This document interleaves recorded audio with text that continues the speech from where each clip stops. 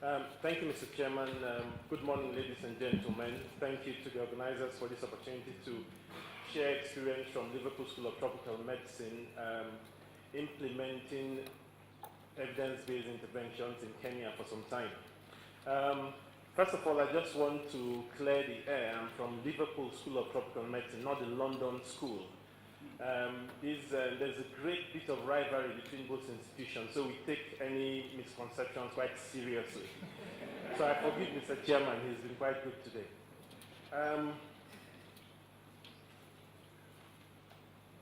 Now, so far we've had an excellent meeting, and in the past 2 days, you've heard about all the statistics, all the strategies. I mean, you are all ready to take an exam and pass with flying colors on statistics and strategies.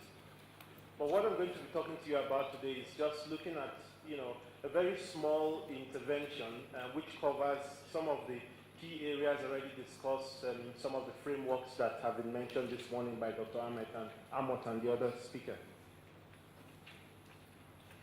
So I'll quickly take you through a bit of background, talk about general interventions that I'll be referring to, talk about our experience in Kenya, highlight some of the key challenges we've had and opportunities for accelerating progress, in the context of this meeting.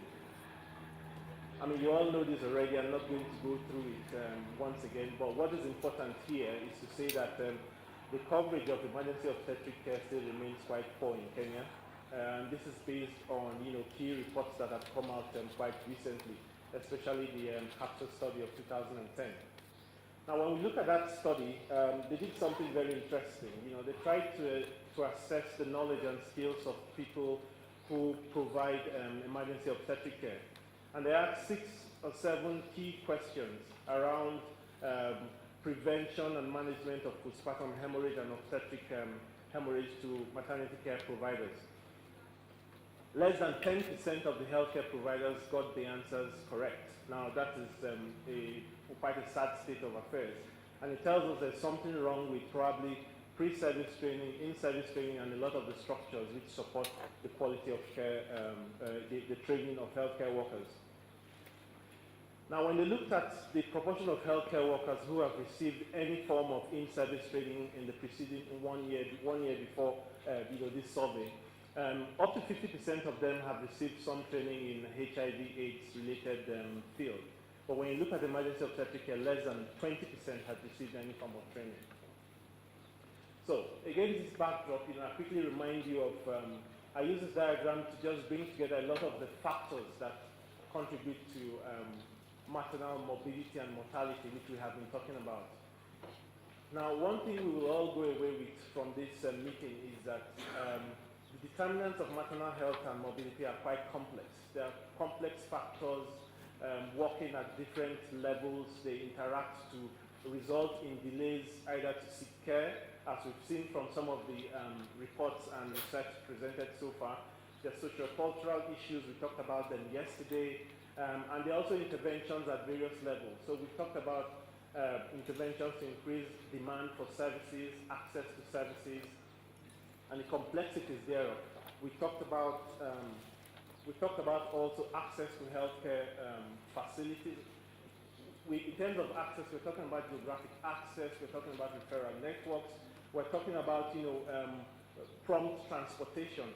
I think one of the presentations we'll hear about today, we'll talk about referral systems, ambulance services, and all of that. So we have yet another partner who supports in that area.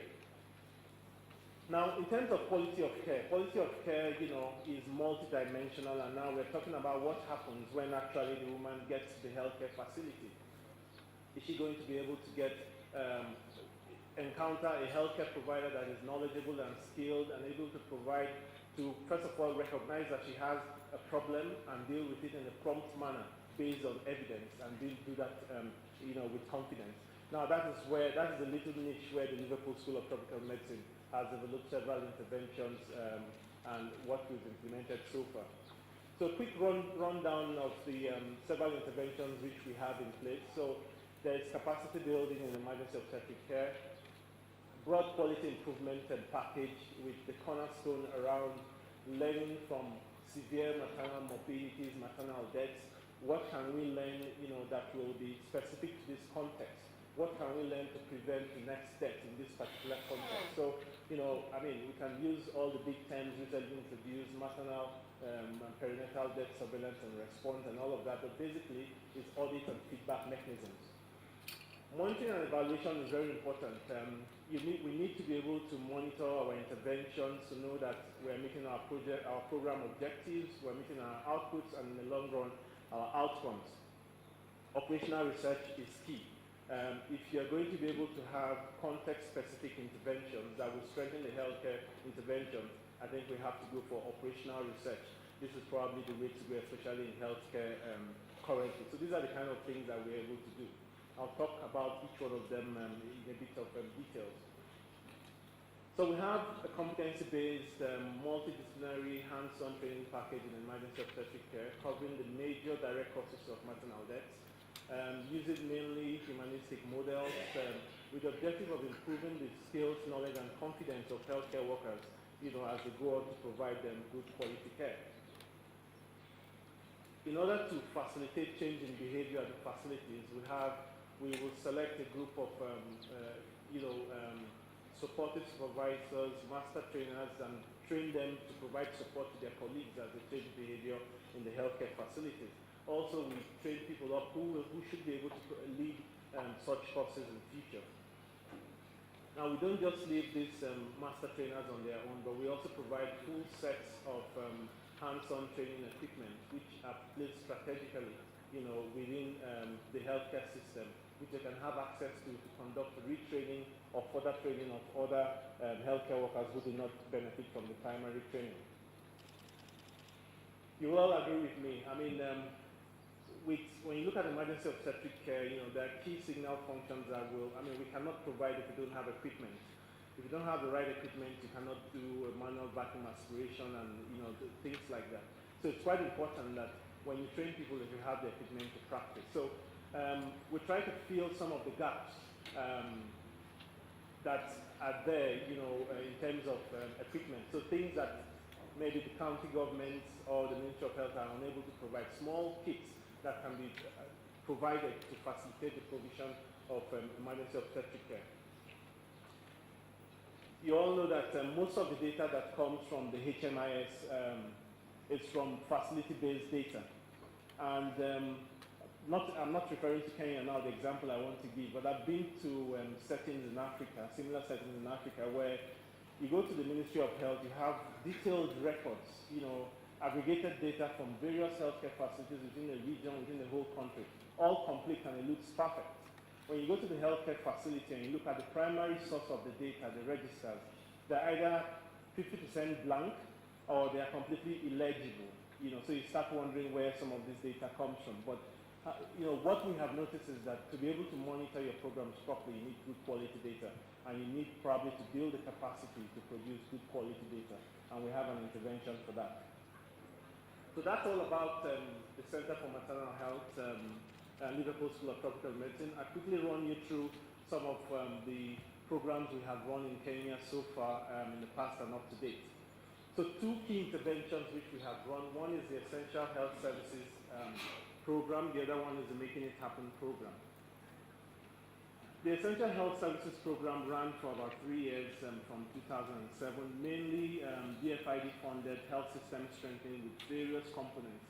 Evaluation, this was the program through which the short competency-based training in emergency obstetric care was introduced and evaluated. It became very popular and there was a need to introduce it on a wider scale and evaluate it in Kenya. And so this was the entry of the Making It Happen program. I go away from Kenya briefly and I talk about, just to introduce what this program is all about. Basically, it's a program to improve the availability of quality emergency obstetric and newborn care in the countries where we operate. This program runs at the moment in 11 countries. Initially in phase 1, it ran in 5 countries.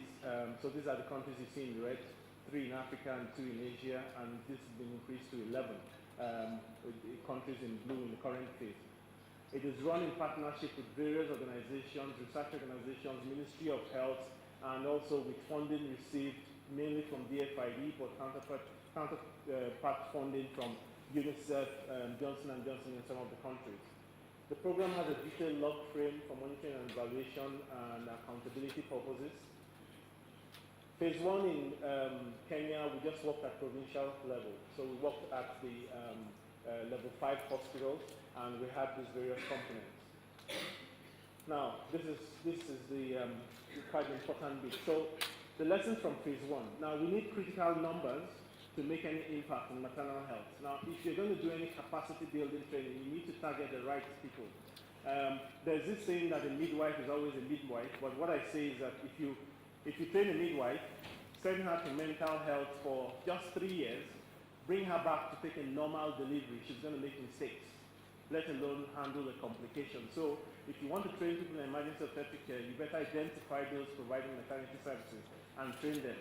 There's no point training 1 out of 20 because that person will be on leave, maternity leave, study leave, and then you do not have any impact. You need to train 18 or 20% of them. So we looked at minimum of 80% to train. But then we also looked at the impact of, training those numbers. How many of those workers were retained after training, and how did it affect the outcome measures?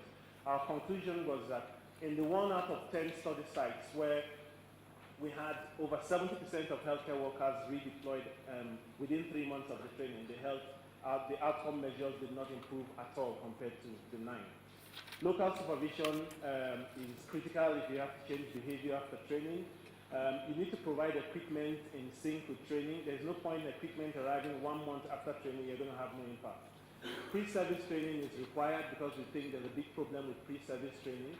Health system challenges that we had, clearly there was poor coordination of EMOC training efforts in the country, different packages were existing, and in some places, in some instances, conflicting information was being given to healthcare providers.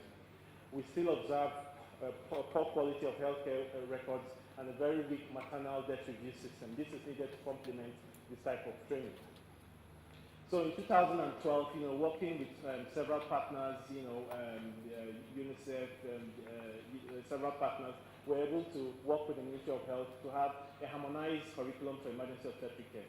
Now, this became like a 5-day program as opposed to the original 3-day program. But the cornerstone of this curriculum was built around what we introduced earlier on in the country.